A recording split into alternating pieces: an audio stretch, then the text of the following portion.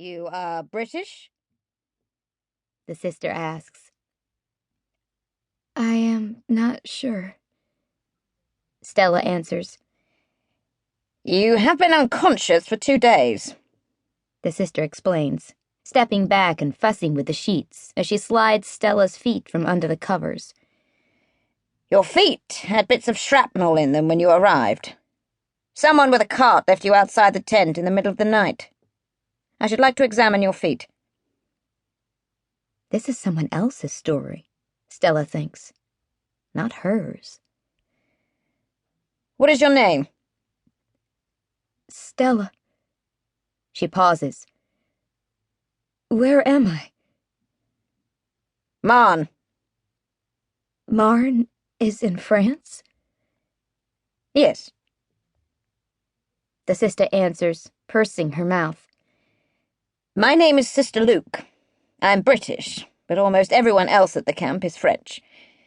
We believe your boots flew off when you were knocked unconscious by the first shell, and that a second shell injured your feet.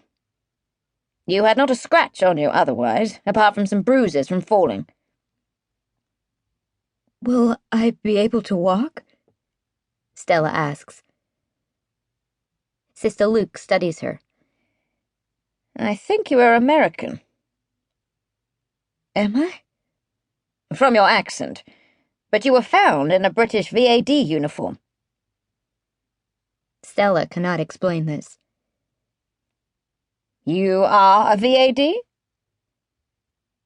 I don't know.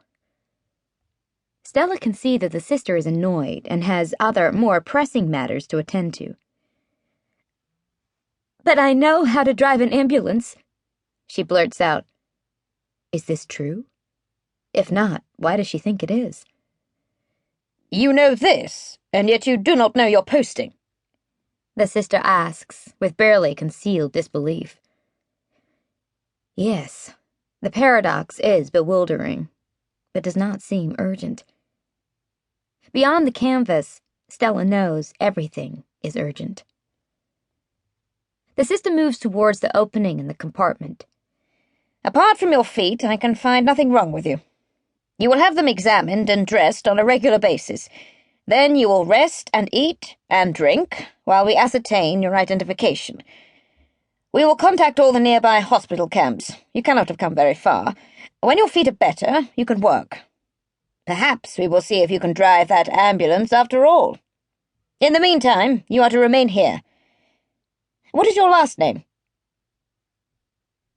Stella simply shakes her head. Orders are given, and a nurse's aide arrives with a tray. The dressing of Stella's wounds is more painful than she would have thought possible. The aide, who looks exhausted, helps Stella drink 2 glasses of water. Stella feels sorry for the young woman and does not ask questions because she knows the effort it will take to answer them. Stella's last name comes to her the way a bird takes flight. She tells the aide, I am Stella Bain. When the aide leaves, Stella closes her eyes and then opens them. She repeats this exercise several times. But no matter how often she does it, she cannot remember what regiment she was attached to, or what she was doing on a battlefield.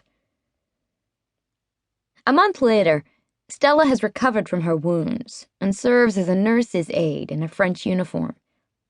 Again, she puzzles over the way her skills have returned to her, even though she does not know where she learned them.